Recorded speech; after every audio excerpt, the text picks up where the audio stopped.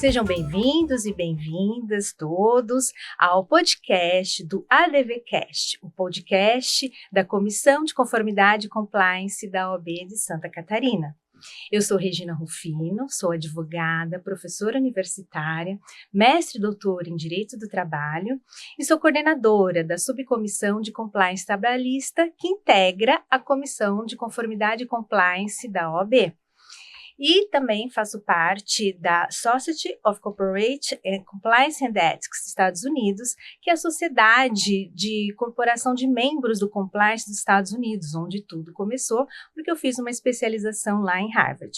E hoje estamos aqui para o nosso podcast, que nós vamos falar sobre due diligence do compliance trabalhista, com a nossa convidada Daniele. Olá, Daniele. Olá, Regina. E antes eu gostaria apenas de fazer as saudações, saudar todos os nossos companheiros de conformidade, né, do comitê, tanto do compliance trabalhista quanto da comissão de conformidade e compliance, especialmente a nossa presidente, Alexandra Candemil, que possibilitou esse podcast, todos que vamos fazer, né, nós estamos no podcast aqui inaugural, Sim. Só da nossa comissão, muito bacana, que é um instrumento para dialogarmos, conversarmos, para transmitirmos essa ideia do compliance que muita gente ainda não sabe exatamente do que se trata. Gostaria de saudar também todos os integrantes da OAB que possibilitaram esse podcast, especialmente o pessoal de marketing, todos os membros da advocacia catarinense e, sobretudo, os nossos ouvintes que vão nos prestigiar, né, ouvindo aqui esse bate-papo sobre o compliance, especialmente sobre due diligence. Então, nós estamos com a convidada, a doutora Daniele, e eu vou pedir, Daniele, para tu se apresentar para o nosso ouvinte, te conhecer um pouquinho da sua experiência, para depois estarmos batendo esse papo aqui sobre o tema. Sim. Regina, queria agradecer pela oportunidade, né? Maravilhosa essa oportunidade da gente estar podendo compartilhar esse assunto. Excelente. Que é tão inédito, né? Ainda até dentro da advocacia, então que a gente precisa mesmo divulgar a questão do compliance, né? Agradecer à professora, né, doutora Alexandra, te agradecer muitíssimo, né, por estar aqui, né, disponibilizando um pouquinho do teu tempo para estar falando sobre o assunto. Eu sou Daniele Cabral Coelho, advogada há mais de 15 anos, especialista em Direito do Trabalho, Compliance, né, e atuo nessa área preventiva há muitos anos, né, sempre foi da minha preferência estar na área preventiva do que da contenciosa, daí surgiu o amor pelo compliance. Ah, bacana, tu falou tudo. Eu também, que sou da área trabalhista, eu prefiro muito mais a fase preventiva, né, que é o diálogo, não tem tanto conflito, tanta briga, porque todo mundo associa a ideia do advogado à briga, ao contencioso, à lide, e nós temos que parar um pouquinho com essa ideia, né, voltar falando que o direito é estar em conformidade com o ordenamento jurídico, não necessariamente a gente precisa chegar a essa lide, a essa briga.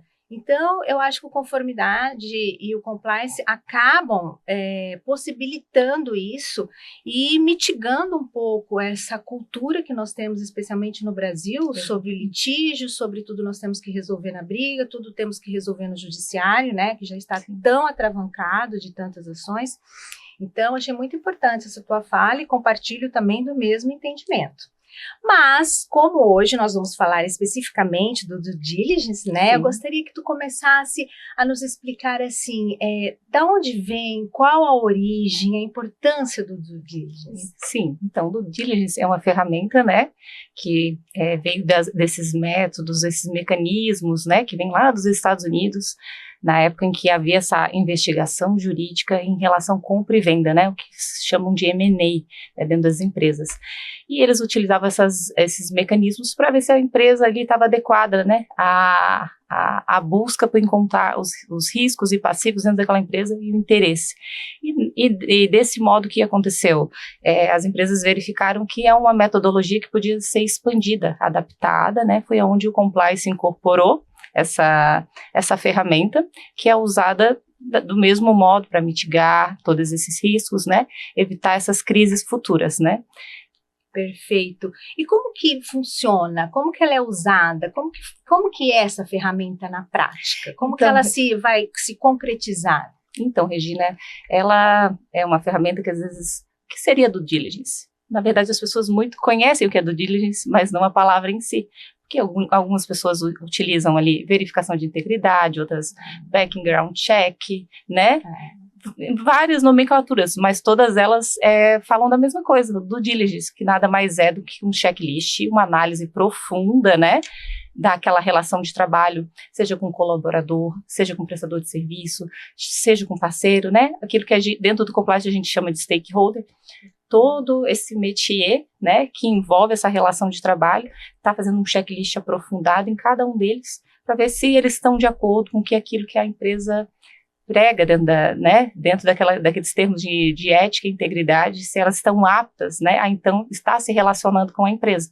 Que isso facilita muito, traz eficiência, né, fortalece toda essa cultura dentro da empresa. Praticamente Não, formidável. E achei interessante até, Daniele, posso chamar de Daniele, claro, né, a doutora Daniele, porque tu falou sobre stakeholders, que muita gente não sabe, né, mas o que é isso? E tem muitas palavras no mundo do compliance sim, que estão no inglês, porque a origem do compliance sim, veio lá dos Estados Unidos, até por isso que eu acabei indo para lá para me especializar um pouco sim, mais. Mas os stakeholders são todos os envolvidos, então isso, quando a gente fala de todos os colaboradores da empresa, todos os fornecedores, todos os clientes. Então, uma empresa que está em conformidade às regras, ela tem que mostrar quais são essas regras, né, para que as pessoas possam respeitar e, principalmente, verificar a questão da cultura da empresa. Porque é isso que vai direcionar todos esses integrantes dos stakeholders para verificar, eu posso negociar com essa empresa, isso, eu posso trabalhar nessa isso, empresa, né? Eu vou comprar dessa empresa. Isso. Quantas empresas que a gente vê que às vezes se descobre, por exemplo, um trabalho escravo, algum trabalho ilícito que perde consumidores. Por quê? Porque aí os valores já não batem mais. Sim. Então, o due diligence realmente é algo extremamente importante. E eu gostaria, assim, que tu identificasse algumas situações que são essenciais para se aplicar essa ferramenta, sim, né, para a empresa poder divulgar a sua cultura e deixar tudo mesmo na conformidade. Quais são as principais? Então, Regina, eu acho assim, é primordial, né, para a empresa que está instituindo compliance, utilizar o due diligence no momento da contratação, né, esse checklist prévio, né, com o colaborador, né, para que tenha ciência se ele vai mesmo se enquadrar ali com o regramento da empresa, né? E também no momento ali de integralizar ele dentro da empresa, fornecendo esse código de conduta, regulamento interno, todas essas ferramentas para que ele entenda o que a empresa quer dele, como que a empresa trabalha, né? A empresa, essa personalidade jurídica, o que espera desse colaborador, né? Então, como eu te falei também, tem toda a questão que a gente pode estar utilizando com prestador de serviço. Prestador de serviço, a gente sempre liga aquele alerta vermelho, difícil, né? Advogado trabalhista, a gente sabe, são sempre situações que tende a ter um risco trabalhista. Então, tem que ter todo um cuidado, né, em estar analisando esse prestador de serviço para ver se ele não tem alguma implicação que possa trazer algum prejuízo para a empresa. E principalmente o prejuízo reputacional, né, que tu acabaste de dizer ali. Que é o que se busca, isso, né, proteger, mas a gente quer falar um pouco da empresa, exatamente, né? No Brasil, está com um foco muito grande em questão reputacional, né? E outra questão também é parceiros e até próprios clientes. Eu penso muito que hoje tem empresas que entendem que não se trata só de valor, né? Contratar alguém ou um cliente, às vezes eles preferem não está muito empenhado naquele valor, mas saber com quem eles estão lidando, porque aquilo ali agrega valores de outro modo, né? Valores de imagem, de reputação, né? De mitigação de risco, né? Então, é um outro momento. Compliance é uma virada de página, né? Isso vem lá dos Estados Unidos, mas eu acho que o Brasil e as empresas que querem tratar com esse mercado internacional estão lidando dessa forma. Inclusive eu vejo que as empresas antes...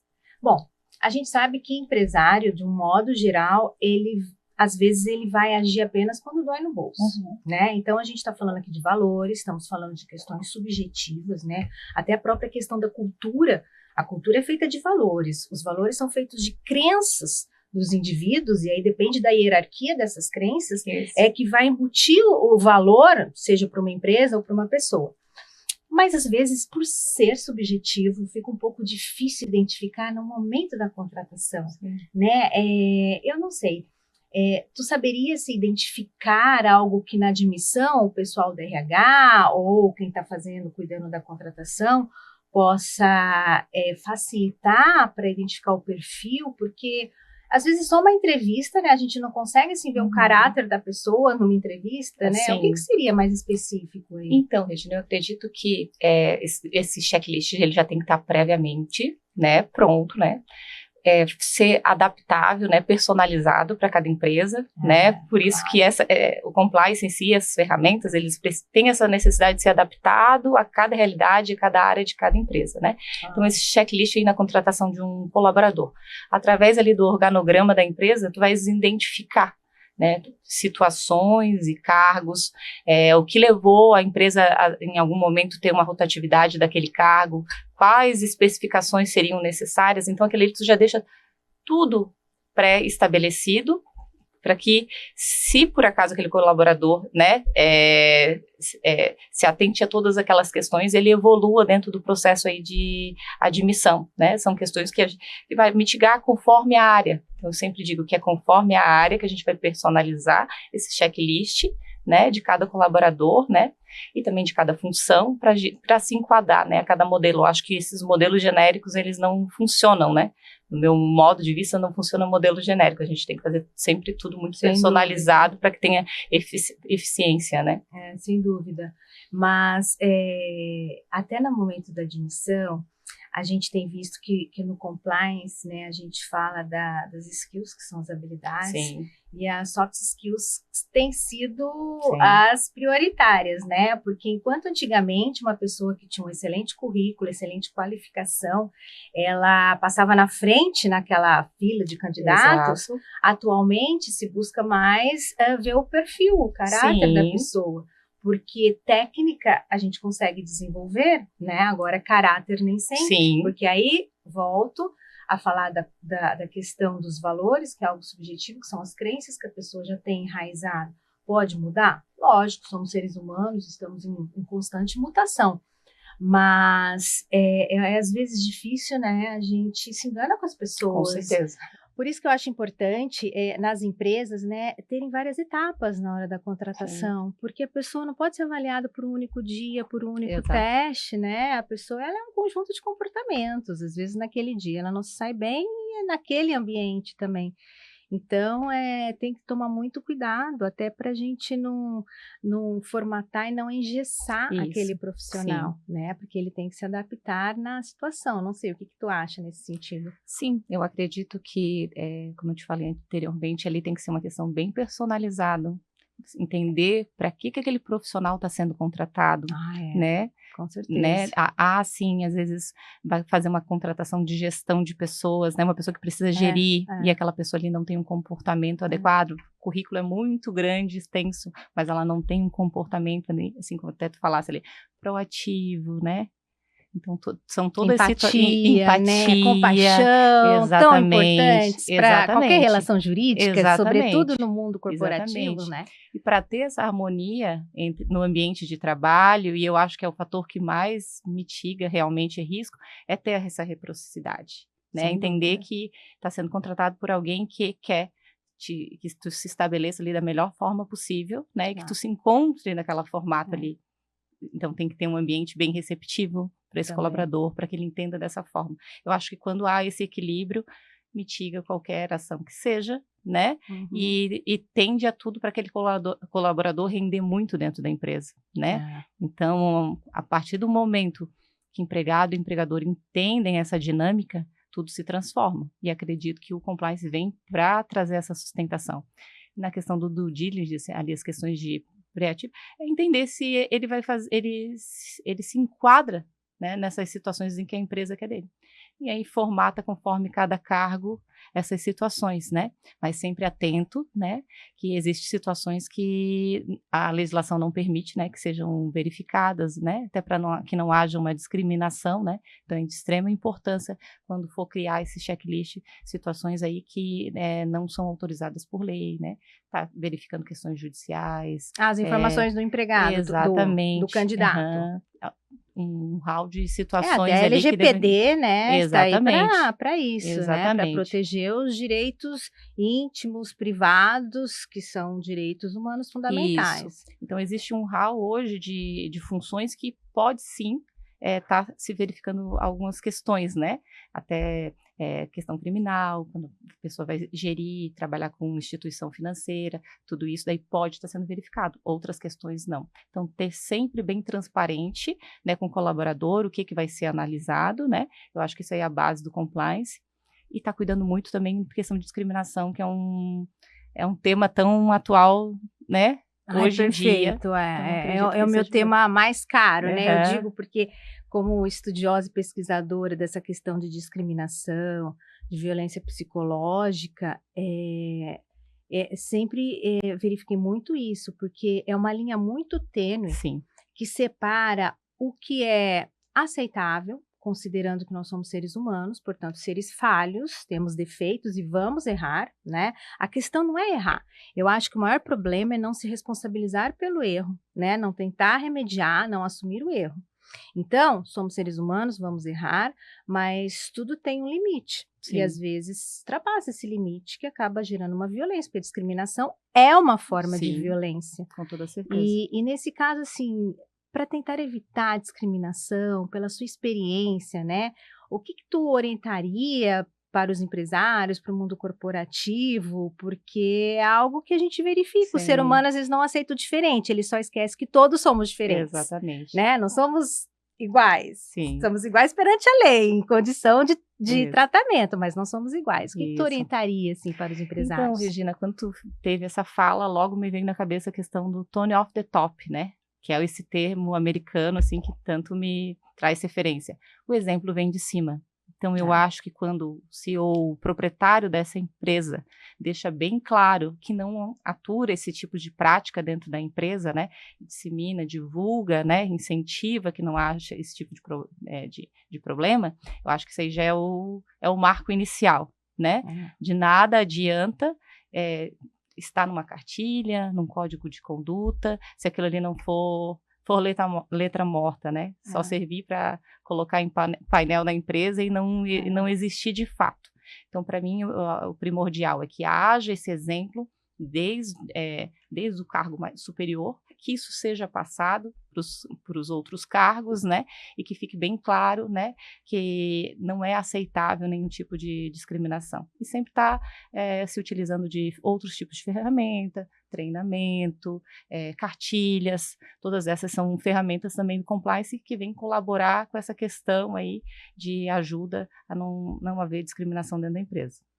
Formidável. Realmente os superiores, começando dos donos da empresa mesmo, eles precisam dar o exemplo, porque nós temos que lembrar, até por uma questão pedagógica, que o ser humano aprende com exemplo. É o que falam dos filhos com os pais, né? Não adianta falar isso e fazer de outra forma, porque eles vão repetir os atos dos pais. E todo ser humano aprende com exemplo. Então, como tu mesmo comentou, não adianta ter um código de conduta excelente, ter regras, porque a gente vai ficar só na teoria. Sim. E também eu acho que mostrar a responsabilização, né, de quem errou, para verificar, olha, se não fizer isso, vai ter uma consequência, porque se não houver consequência, fica aquela impressão de que tudo é aceito, tudo é permitido, e aí não adianta ter o melhor código de conduta, cartilha, nada. Os treinamentos, como tu mesmo mencionou, eu acho importante para estar esclarecendo, né, demonstrando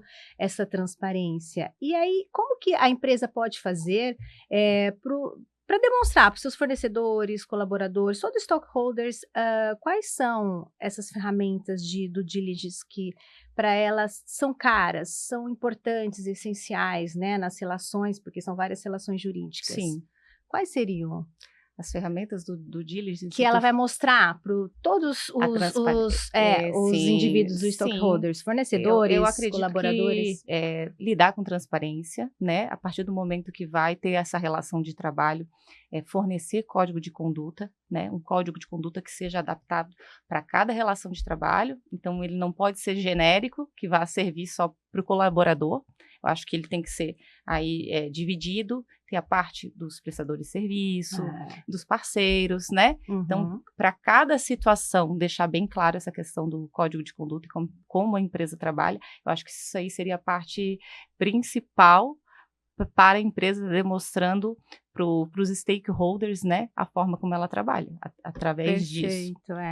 E não sei se tu pode nos dizer, através da sua experiência, se existe uma diferença do diligence para as empresas nacionais, Sim. brasileiras, e das empresas internacionais, né? O que poderia ter de mudança, de diferente, para se adequar, porque a cultura geral pode ser parecida, né? Mas a gente sabe que a cultura de um país acaba influenciando em tudo. Com certeza. Seria isso aí? Então, Regina, eu tenho feito várias pesquisas a respeito disso para saber como a gente sabe.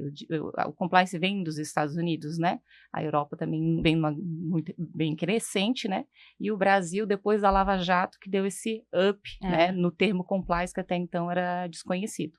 Então, o que eu vejo de muita diferença nas pesquisas, a proporcionalidade, aí, quando se faz essas pesquisas, é que nas empresas internacionais eles prezam muito pelo risco jurídico. Então, na maioria das pesquisas eu visualizo ali 90% delas, quando é feito do diligence nessas questões, eles respondem o que a gente quer realmente é mitigar riscos jurídicos. Já no Brasil, tem uma tendência muito grande a se preocupar com a reputação. Então, onde a gente conversou. O Brasil vem aí de grandes problemas, né? Problemas reputacionais, né? Leis que foram criadas para mitigar essa situação, né? E aí o compliance entra nesse momento e as empresas elas estão muito preocupadas com isso, porque elas querem estar trabalhando com o mercado internacional. Então, para elas trabalharem com esse mercado internacional, manter o nome delas, é necessário que a reputação delas esteja em alta. Então, para elas estar em alta, né, elas vão ter que fazer todo esse filtro com stakeholders, ter todo um cuidado, estar em conformidade, porque caso contrário, o mercado internacional é extremamente rígido e vai ter outra empresa. Então, ou se enquadra ou demonstra, né, com todas as, né, de todas as formas que tenha boa índole, a integridade em si, ou com certeza o mercado estrangeiro vai te colocar de lado e vai trabalhar com outra empresa. Então, essa preocupação do mercado nacional no momento, tenho visualizado várias pesquisas nesse sentido. E tenho percebido isso. Eu gostei até porque tu mencionou, né, a questão o brasileiro se preocupar com a reputação, porque já é cultural. Sim. E nós mesmos, né, tem até a frasezinha, o jeitinho brasileiro, o famoso jeitinho brasileiro, que tudo se adapta. Não, o brasileiro é ótimo porque tem um jeitinho brasileiro. Desculpa, gente, mas se nós vamos associar o brasileiro com algum ato de desonestidade, eu não posso dizer que o brasileiro é ótimo. E eu acho que, gradativamente, essa consciência, ela foi aumentando no próprio brasileiro e daí nas empresas nacionais. E, como tu falou, se ela não fizer, aí vem o outro, porque a competitividade é muito importante. Então, tem riscos jurídicos, isso vai implicar num gasto de dinheiro, que é tudo que o empresário não quer, né? Ele quer uma economia, então, por isso que ele quer estar em conformidade, mas essa questão da imagem, ela é muito importante, porque enquanto pra gente é algo novo, né, valorizar isso, antes se valorizava o jeitinho brasileiro, Exatamente. Né, a malandragem. Está se invertendo o cenário, né? A malandragem, não, isso era sinônimo de esperteza, e sinônimo de esperteza não tem que ser desonestidade. Então, eu acho que essa consciência está crescendo, mas veio um pouco de fora mesmo. Com certeza. Porque a hora que vai querer prestar serviços, nós estamos num mundo globalizado, né? Não dá para ficar só, nós vimos isso recentemente com as questões das taxas, né? Que o Trump colocou, quantas empresas no Brasil foram prejudicadas. Por quê? Porque o forte delas são as exportações. Sim. Então, se as empresas vão negociar com empresas internacionais, americanas, europeias, asiáticas, né? Sim. Se a gente for falar de Singapura é um mundo à parte. Então, é muito interessante que a imagem dessa empresa ela esteja adequada a todas as regras, né? E para poder participar dessa competitividade. E tem uma questão bem interessante, Regina, que tu me lembrasse aqui de falar, questão que hoje o due diligence, ele já é também efetivo em direitos humanos. Ele já tem toda uma cartilha de due diligence para atuação de direitos humanos. há um tempo atrás houve um desastre no Oriente, caiu um prédio, morreu agora eu não me lembro exato o nome do acidente no país que foi, mas foi um país do Oriente Médio, trabalhadores que estavam trabalhando para a Zara, morreu, se eu não me engano, 1.500 pessoas, e após isso, houve toda uma criação dentro das empresas, principalmente as empresas que exploram esse tipo de trabalho, para que seja certificado, que se faça esse due diligence, que é pessoal, né? Eles vão lá nesses lugares para estar verificando como é que é a forma de trabalho, justamente para se garantir também a questão dos direitos humanos, porque quando houve esse incidente, a Zara perdeu muita credibilidade, a reputação dela foi muito em baixa, e depois com todo esse cuidado ela conseguiu retomar. Então é outra questão também que o due diligence e o mercado internacional se utilizam, e esse tema é extremamente atual. Falar de direitos humanos, bom, a Zara a gente já tem a fama de ser encontrado o polo de trabalho escravo, Sim. né? Já, especialmente aqui no Brasil, que muita gente parou de comprar por causa disso. Isso. Que é uma violação já grave dos direitos humanos. E agora, nesse sentido, e sabe o que eu achei interessante, Daniela, que tu falou dos direitos humanos, e às vezes as pessoas, elas não param para identificar, porque quando a gente pensa em direitos humanos, a maioria pensa em moral, dignidade, vida, igualdade, os direitos de primeira geração, que são extremamente importantes, só que nós temos que lembrar que nós estamos falando em relações trabalhistas.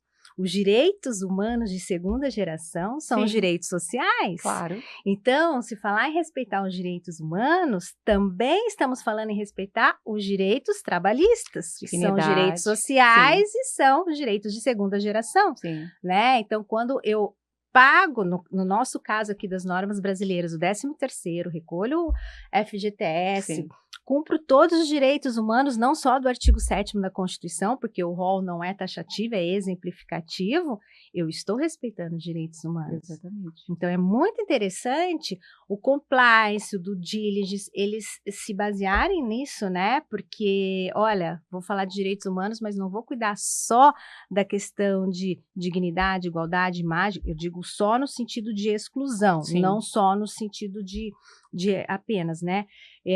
Porque são muito importantes, mas respeitar, para pagar os direitos trabalhistas, sim, também é uma forma de cumprir os direitos humanos. Com certeza. Né? Porque são humanos fundamentais. Se a gente for pensar que, atualmente, se formos lá para o direito constitucional das gerações dos direitos humanos, eletricidade é um direito humano fundamental. Hoje em dia, internet é um direito humano fundamental, nós vimos isso na pandemia, quem não tinha internet, né, foi quase que excluído de educação, de ensino, às vezes um atendimento médico, porque começaram os atendimentos online. Então, nós temos que ver, assim, direito humano é aquele direito fundamental para a subsistência do indivíduo. Por isso que tem que ser respeitado. Uma empresa que não respeita o essencial para o teu colaborador ou para o teu terceiro, mas que vai estar dentro do seu ambiente de trabalho, né, que ela tem que proteger, eu acho que realmente ela tem que, como eu disse, ser responsabilizada, né? Sim. Que é responsabilizar-se, responder por, e sim, quase ninguém quer responder, né? Regina, o trabalho traz dignidade ao ser humano, né? Então eu vejo muito isso, né?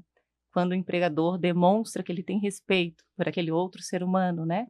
Que se dignifica. Trabalho digno, digno através do trabalho dele, que respeita, né? Que exalta, que faz de uma forma correta. Esse trabalhador, se for de boa índole, também vai retribuir da mesma maneira.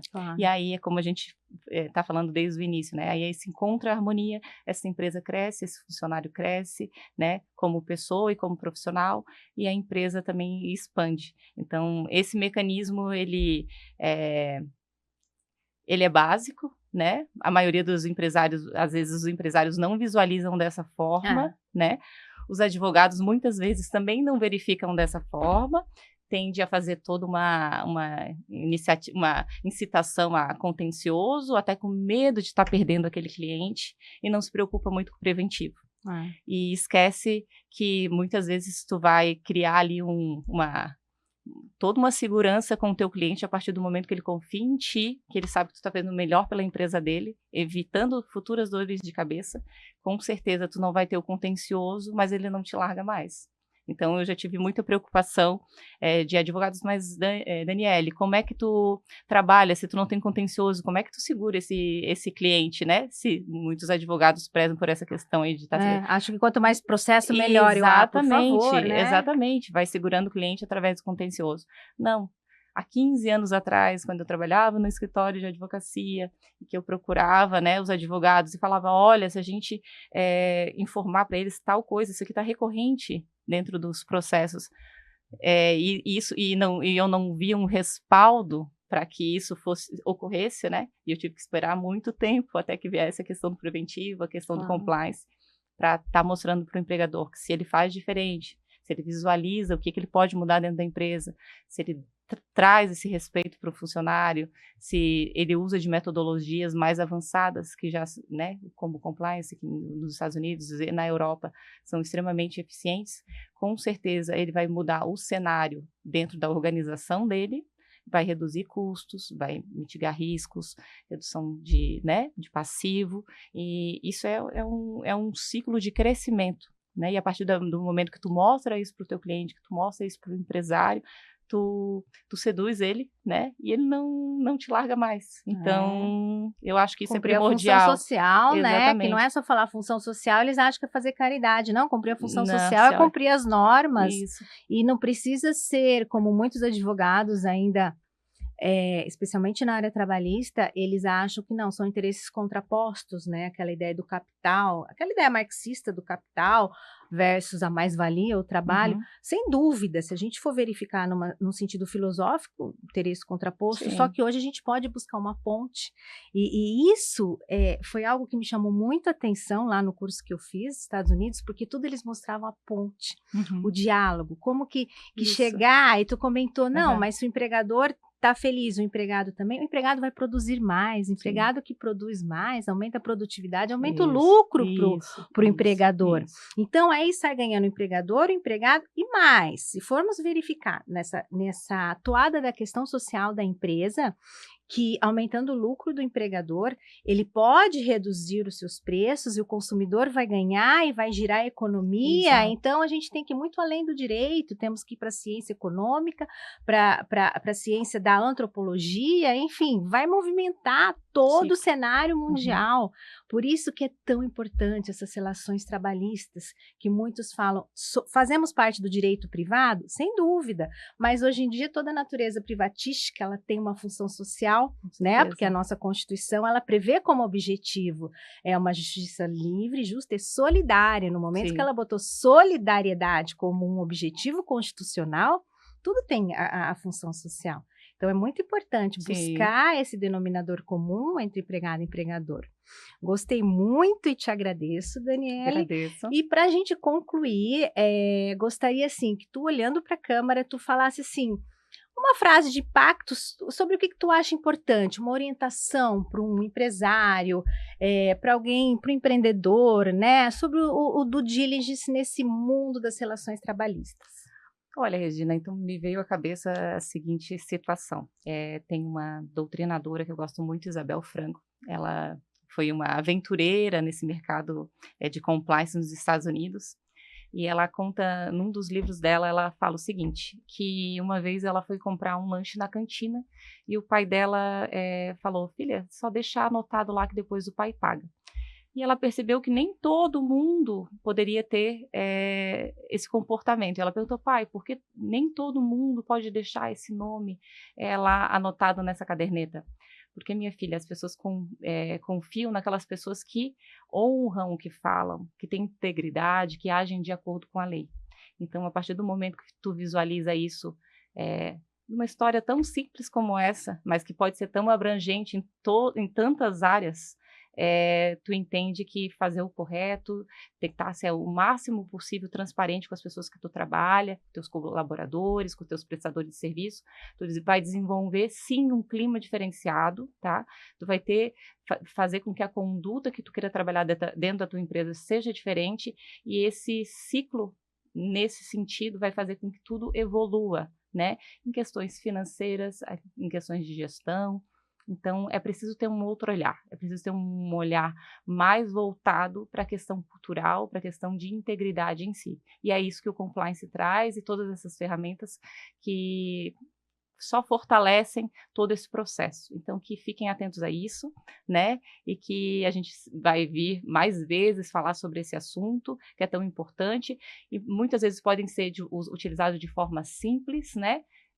Tem uma nomenclatura um pouco diferente, termos em inglês, mas são situações que podem ser adaptáveis para uma pequena empresa, média empresa, né, como já é tratado em maiores empresas, mas que pode ser colocada em prática e que vão trazer muitos resultados, menos incomodação e um clima muito melhor dentro da empresa. Então, que os empregadores estejam atentos a isso. Adorei. Mais ou menos o retorno do... Não, a minha palavra tem validade, Exatamente. né? Que antes, depois passou a nos precisar tudo por escrito. Sim. Mas quando a pessoa ela tem aquela hombridade, Sim. honestidade, a palavra dela tem Vale um valor. ouro. Isso. Exato. Daniele, adorei o nosso bate-papo. Quero te agradecer novamente pela disponibilidade de vir aqui nos brindar sobre esse tema, falar da due diligence. E gostaria de aproveitar para convidar todos os advogados catarinenses a participarem da nossa comissão de conformidade e compliance aqui da OAB, para podermos divulgar esses temas, né? Mostrar políticas mais responsáveis, mais transparentes, ligados à ética. Vamos mitigar, vamos reduzir esses processos, essas lides dentro do judiciário. O Brasil é o país que tem mais processos por habitantes, nós temos que sair desse ranking. Então venham, pessoal, venham advogados catarinenses, venham pessoal da comunidade jurídica participar da nossa comissão.